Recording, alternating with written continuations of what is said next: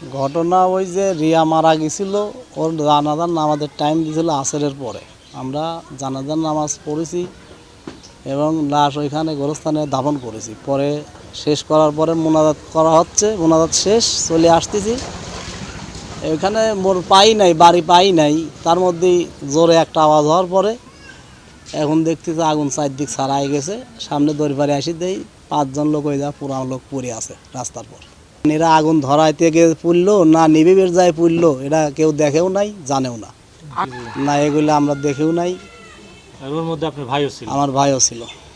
এখন ধরেন আমি কারুক তো দেখেও নাই, আমার কেউ শত্রুও নাই, মানে যে বাড়িটা পড়ছে ওটাও আমাদের চাচা হয় আর কি।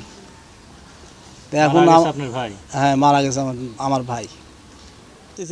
আগুনটা কোত্থেকে ধরলো আর এই মানুষ পুড়ে এখানে পড়ে রইলো। আমরা তো গোরস্থান বের হয়ে আসতেই দেখি এরকম অবস্থা। ওখানে গেছিল ওই মেয়ের সাথে লেখাপড়া করতে একসাথেই। ওই মেয়ে ওখান থেকে ওই কলেজে গেছে, ও লেখাপড়া বাদ দিয়ে এলাকা এসে কাজ কর্ম করে। তো এখানে দুইজনই একসাথে বোর্ডের কাজ করে। তো দুইজনই কয়েছে চলো মাটি দিয়ে বেড়াই, আপু আর সাব্বির দুইজনই মাটি দিবের গেছে। মাটি দিবের যায় সারিয়ে ও লেগা মাটি টাটি দিয়ে তারপরে ওই গেট বলে অন্য কারা ভাঙেছে। ভাঙার কারণে সে এখনই হলে গা আমার বাঁচতে কয়েছে তালি দেখে দেয়। ওই অনেই মারিয়ে ওই ঘরের মধ্যেই মারিয়ে ফেলাইছিল। তো সব গেট তালা দেওয়া, মাটি দেওয়ার পরে ওই গেট বলে খুলেছে। খোলার পরে সে এখনই কয়েছে যে দেহে আসি, দেখতে গেছে দেহে বাড়া চলে আসতেছে বলে আর আগুন ধরা দিয়েছে। ওলাগা কারা আগুন ধরা দিতে জানিনি।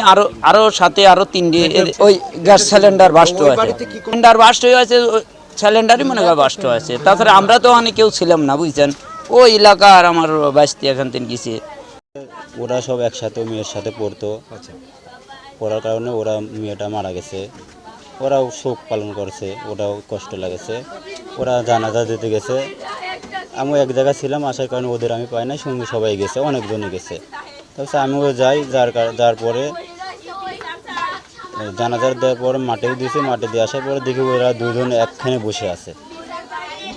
থাকার পরে আমি বললাম তোমরা বাসায় যাবে না? তখন মেঘ লাগছে, খুব মেঘ লাগার কারণে মেঘ ডাকাডাকি করতেছে, বৃষ্টি আসবে। তখন ওরা বললো তুমি যাইতে লাগো, আমরা আসতেছি। তা আমি আসার পরে ওখান থেকে আমি চলে আসছি, বাসায় চলে আসছি, মেঘ লাগার কারণে চলে আসছি। বাসায় পৌঁছাই মারতে শুনি যে এই ঘটনা যে আগুন ধরে ওরা পুড়ে গেছে। পরে শুনলাম যে ঘরের ভিতরে সিলিন্ডার ছিল, গ্যাসের সিলিন্ডার, ওটা ভাস্ট হয়ে গেছে। কী করে হোক ভাস্ট হয়ে গেছে। ওরা ওখানে আপনার গেছিল যে ঘর কারা খুলেছে এটাও জানি না, অনেকজন ঢুকছিল শুনছি। ওরাও ঢুকতে সাথে যে মেয়েটাকে কোন জায়গা মারছে। তো আমরা থাকলে আমরা যাইতাম, আমিও যাইতাম আর কি। দেখতে গেছিলো যে কোথায় মেয়েটাকে মারছে। সেই রুমের ভিতরে গেছে আর আগুন ধরে গেছে। ওরা আর ওই রুমের থেকে বেরোতে পারে নাই, দৌড় মারতে বসে যান বাঁচানোর জন্য, যতটুকু ওরা সেফটি চলে আসতে বসে ওরা ওদের গায়ে আগুন ধরে গেছে। ওই মেয়েটার চাচাতো বোনের সাথে চাচাতো ভাইয়ের সম্পর্ক ছিল। মেয়ের বাড়ি আর ছেলের বাড়ি একদমই পাশাপাশি। তে আমরা যেটা যদ্দূর জানি যে মেয়ে নাকি কোন জায়গায় যেন অনুষ্ঠানে যাবে, তো এই ছেলের কাছে 4000 টাকা পাইতো। তো ওই টাকাটা ওই ছেলের কাছে আনতে যাওয়ার পরে মনে করেন যে এখন ওই টাকার জন্যই বার্গেনিং হোক আর যাই হোক, ওইখানে ওই দুর্ঘটনাটা ঘটে যায়। এরা নাকি গাড়িত করে রাস্তা হচ্ছে বলরামপুর নদীতে ফেলায় আসছে।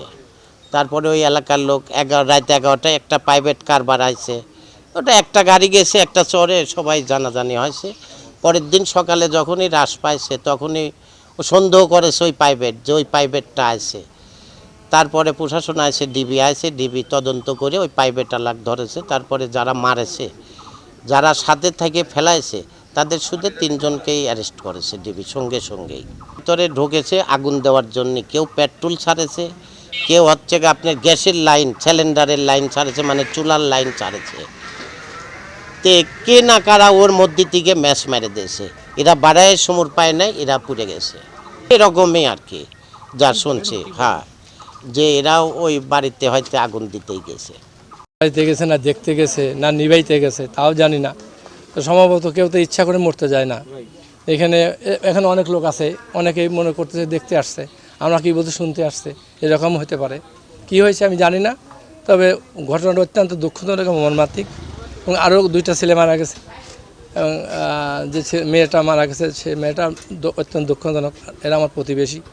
আর সবাইকে অনুরোধ জানাচ্ছি এই ঘটনা যা ঘটেছে তার জন্য পুনরাবৃত্তি না হয়, সবাইকে যেন ধৈর্যের সাথে আমি আল্লাহ যেন তাকে ধৈর্য দেয়। আমাদের এলাকার ছেলেপেলে যথেষ্ট সচেতন, যারা সামাজিকভাবে যারা বিচার আচার করে তারা অনেকেই সচেতন আছে, তারা আর দুর্ঘটনা প্রশাসনও সচেতন আছে। প্রশাসন দেখলাম এখানে রীতিমতো তারা সার্বিক সহযোগিতা করতেছে। আমার এলাকার যারা ছেলেপেলে আছে তারা কেউই চায় না দুর্ঘটনা ঘটুক, তারা সবাই শান্তি চায়।